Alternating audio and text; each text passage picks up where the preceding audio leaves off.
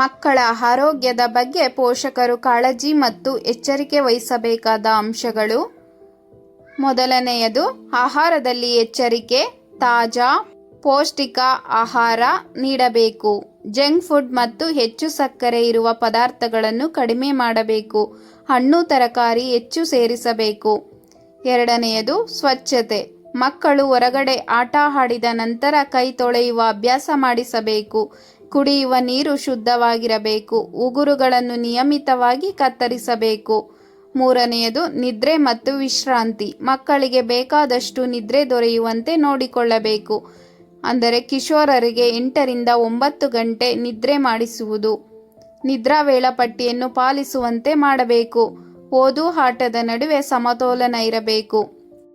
ನಾಲ್ಕನೆಯದು, ಲಸಿಕೆ ಅಥವಾ ವ್ಯಾಕ್ಸಿನೇಷನ್ ಮತ್ತು ವೈದ್ಯಕೀಯ ತಪಾಸಣೆ.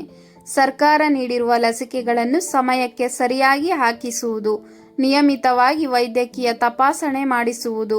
ವೈದ್ಯರು ಸೂಚಿಸಿದಂತೆ ಎಲ್ಲ ಲಸಿಕೆಗಳನ್ನು ಸಮಯಕ್ಕೆ ಹಾಕಿಸಬೇಕು. ನೆಕ್ಸ್ಟ್ ಒನ್, ಶಾರೀರಿಕ ಚಟುವಟಿಕೆ. ಪ್ರತಿದಿನ ಆಟ, ವ್ಯಾಯಾಮ ಅಥವಾ ಕ್ರೀಡೆಗಳಲ್ಲಿ ಭಾಗವಹಿಸುವಂತೆ ಪ್ರೋತ್ಸಾಹಿಸಬೇಕು. ಮೊಬೈಲ್, ಟಿವಿ, ವಿಡಿಯೋ ಗೇಮ್ಗಳನ್ನು ಅತಿ ಹೆಚ್ಚು ಬಳಸಲು ಬಿಡಬಾರದು. ನೆಕ್ಸ್ಟು, ಮಾನಸಿಕ ಆರೋಗ್ಯ.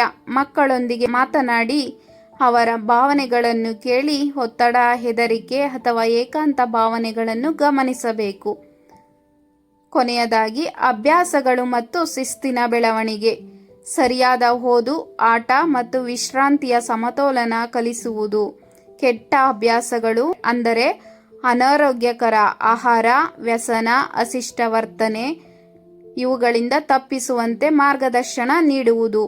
ಸಣ್ಣ ರೋಗ ಲಕ್ಷಣಗಳನ್ನು ನಿರ್ಲಕ್ಷಿಸದೆ ತಕ್ಷಣ ವೈದ್ಯರನ್ನು ಸಂಪರ್ಕಿಸುವುದು ಉತ್ತಮ. ಒಟ್ಟಿನಲ್ಲಿ ಮಕ್ಕಳ ಆರೋಗ್ಯದಲ್ಲಿ ದೈಹಿಕ, ಮಾನಸಿಕ ಮತ್ತು ಸಾಮಾಜಿಕ ಅಂಶಗಳನ್ನು ಸಮತೋಲನವಾಗಿ ಬೆಳೆಸುವುದು ಪೋಷಕರ ಕರ್ತವ್ಯ. ಎಲ್ಲರಿಗೂ ಧನ್ಯವಾದಗಳು.